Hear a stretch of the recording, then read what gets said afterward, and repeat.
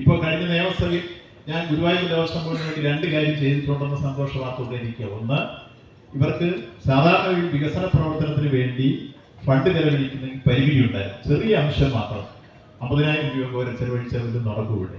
അതുകൊണ്ട് ആ തുക ഇപ്പോൾ വർദ്ധിപ്പിച്ച് അവർക്ക് 5 ലക്ഷത്തോളം സ്വന്തമായി ചെലവഴിക്കാനുള്ള അധികാരം ഗവൺമെന്റ് കമ്മീഷൻ അനുമതി കൂടാതെ ചെയ്യാനുള്ളതാക്കിയിട്ടുണ്ട്.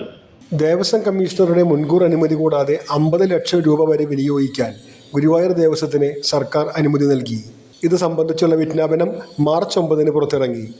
5 ലക്ഷത്തിന് മുകളിൽ ചെലവിടണമെങ്കിൽ കമ്മീഷണറുടെ മുൻകൂർ അനുമതി വേണമെന്നായിരുന്നു നിലവിലുണ്ടായിരുന്ന നിബന്ധന. ആ പരിധി ഇപ്പോൾ 50 ലക്ഷമാക്കി ഉയർത്തിയിരിക്കുകയാണ്. മുൻകൂർ അനുമതിയില്ലാതെ വിനിയോഗിക്കാവുന്ന തുക ഉയർത്തുമെന്ന് കഴിഞ്ഞ ഫെബ്രുവരി 22 ദേവസ്വം മന്ത്രി VN വാസവൻ ഗുരുവായൂരിലെത്തിയപ്പോൾ പ്രഖ്യാപിച്ചിരുന്നു. ആ പ്രഖ്യാപനമാണ് ഇപ്പോൾ ഉത്തരവായി പുറത്തിറങ്ങിയത്.